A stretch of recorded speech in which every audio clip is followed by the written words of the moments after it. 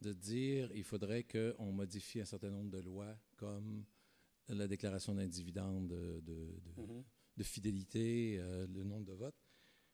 Est-ce qu'on ne devrait pas aller, c'est-à-dire accompagner ces gouvernements-là, qui imposeraient ça de leur rôle de réglementaire et législateur, en disant, et en même temps, ces gouvernements-là qui ont beaucoup de fonds, soit par des fonds de retraite, on pense aussi au Québec, on pourrait associer pendant la période de transition une certaine disponibilité de capitaux en disant ça ne va pas brasser parce qu'on a quand même une série de capitaux et que si des investisseurs ne viennent plus à votre capital à cause de ces nouvelles restrictions-là, il y a toujours le capital autochtone, d'une part. Et d'autre part, j'aimerais savoir ce que vous pensez aussi du rôle éventuel des banques centrales. Est-ce que les banques centrales, qui devraient quand même exercer leur rôle de banque centrale, doivent intervenir là-dedans? Parce que c'est quand même une feuille de route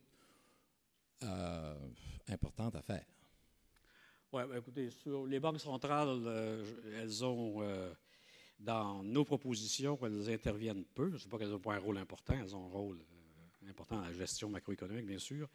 Elles interviennent peu parce qu'on essaie, nous, de montrer comment changer la donne pour les entreprises et donc pour le système, par l'entremise, par le truchement de cela. Quant à utiliser des fonds, je ne crains pas trop, vous savez. Ce qui est proposé ici est radical, dans certains cas. Ça n'arrivera probablement pas. Ou si ça arrive, ça va arriver, éventuellement, ça va sembler évident. Là, toujours, à un moment donné, il y a des choses qui sont évidentes et ça se produit. Les quelques premières propositions ou suggestions, la première, je n'y vois pas d'impact, sauf une reconnaissance. D'ailleurs, les grands fonds aiment ça. Claude Lamoureux me dit qu'il a présenté ça, puisque Claude est sur le conseil de l'Institut à Tokyo. Tous les grands fonds étaient là et se préoccupaient beaucoup parce qu'ils voient bien comment les fonds de couverture leur causent des problèmes aussi. Parce que c'est quand même des joueurs jouent une partie très sauvage et très différente de la leur. Et il dit, voilà une proposition ici qui a été faite, là, M. Allais à l'Institut, on pourrait en faire un an. Il dit, ça a été un accueil presque triomphal pour Claude là-bas. Voilà comment on peut les mettre au pas.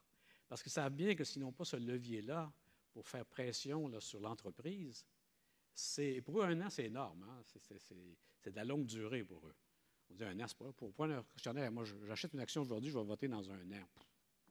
Ça ne me dérange pas beaucoup, mais pour des fonds qui ont l'intention d'agir, un an, c'est une éternité pour ce type de fonds-là. Donc, je ne vois pas d'impact négatif. Au contraire, je pense que ce serait assez positif. Je ne vois pas qu'on ait besoin d'avoir recours à des grands fonds pour appuyer cela. Je pense que les grands fonds pourraient intervenir plus, de dire finalement les options, peut-être que c'est le temps de dire bye-bye à ça. Là, les grands fonds, pour le moment, ils se contentent de dire on serait content d'avoir C, on P. C'est-à-dire avoir un vote consultatif sur l'émigration. Ça, c'est une farce, finalement. Ça, c'est une blague. Ça n'ajoute rien, ça ne changera rien. Mais je pense que le jour où les grands fonds diraient finalement, peut-être qu'il ne faut pas prendre pour acquis que les options, c'est une donnée de la nature, ça descend des tablettes. Ça a à peine 15 ans. Ça a à peine 15 ans. Et je vous dis, dans 15 ans, il y en a qui vont trouver ça drôle. C'est vraiment étrange parce que vous êtes incapable de relier véritablement. Vous avez beau essayer, je vais tourner ça de tous les bords, tous les côtés, croyez-moi, d'essayer de modifier, de les encadrer, de trouver comment. Il y a des choses intéressantes, mais ça ne résout jamais le problème que je fais des gens soudoyés pour travailler que pour un seul groupe. Et maintenant, c'est un groupe qui veut des rendements immédiats et à court terme, en même temps que les marchés internationaux font pression, marché bien sérieux, et je peux m'ajuster et m'adapter, ça me prend une stratégie à long terme.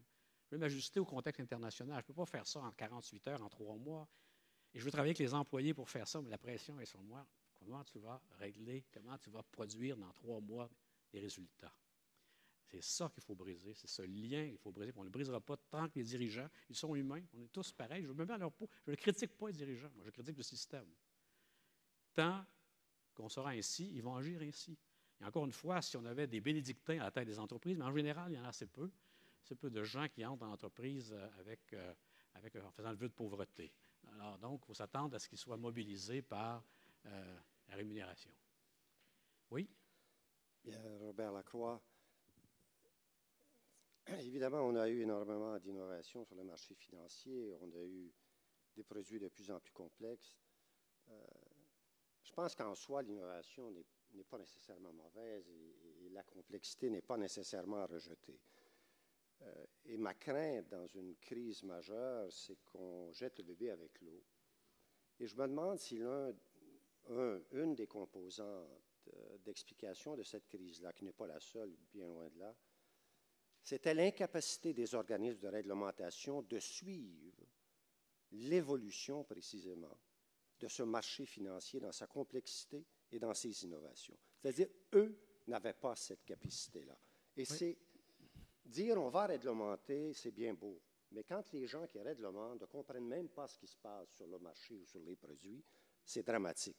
Et si, évidemment, si on arrête tout parce que ceux qui réglementent ne comprennent pas ce qui se passe, ça peut être dramatique pour l'économie aussi. Donc, en d'autres mots, si on voulait réglementer l'électricité avec des gens qui ne connaissent que la lumière venant des chandelles, on aurait un gros problème. Alors, c'est un peu ça aussi. Mais on peut gérer ça. Ce qui me frappe cependant dans cette crise, c'est que, d'abord, certains ont dit, 1997, il faudrait qu'on puisse réglementer et suivre ces dérivés de crédit et les autres produits dérivés qui sont de gré à gré, over the counter. Il s'est levé un lobby immédiatement à Washington, féroce, massif, pour faire ça. Rubin est embarqué, Greenspan est embarqué. Ils ont tout de suite sorti une lettre disant que c'est la plus mauvaise idée qu'on ait jamais entendue. Il ne faut jamais faire ça. Et on fait passer une loi pour dire jamais ça va être réglementé. Une loi pour dire qu'on ne réglemente pas. Extraordinaire. Donc, c'est parce qu'ils ne comprenaient pas les produits dérivés. Non. Ils ont décidé qu'il ne fallait pas qu'on touche à ça. C'était bien comme ça. Deuxièmement, en tout temps, la capacité de développer des produits complexes va toujours être en avance sur les gens de la réglementation. Je me rappelle que Bernanke arrive comme président de la Banque centrale, il fait venir des gens de hedge funds pour lui expliquer des produits. Donc, il est obligé de faire venir les gens de hedge funds pour dire comment ça marche, cette affaire-là. Et il l'admet lui-même. On lui expliquer comment ça marchait leur affaire. C'est un peu dangereux. C'est un peu dangereux quand les fabricants de produits eux-mêmes viennent expliquer comment ils marchent, ces produits-là. Et on dit, on ne sera jamais capable, il y a une telle asymétrie d'argent, c'est clair, il y a une asymétrie entre l'intelligence chez Goldman Sachs, JP Morgan et les autres, et l'intelligence des agences de notation. Ça, il s'agit d'avoir traité avec elles pour le savoir. Il y a une telle asymétrie qui fait que sur les produits complexes, essentiellement, ils prennent les modèles de JP Morgan et de Goldman Sachs pour évaluer les produits.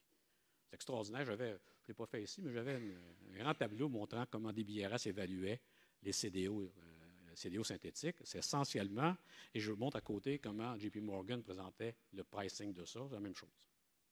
Essentiellement, c'est le modèle de JP Morgan qu'ils ont pris pour faire cette évaluation-là. Pourquoi? Parce qu'ils n'ont pas les ressources, les moyens, les compétences intellectuelles et les motivations.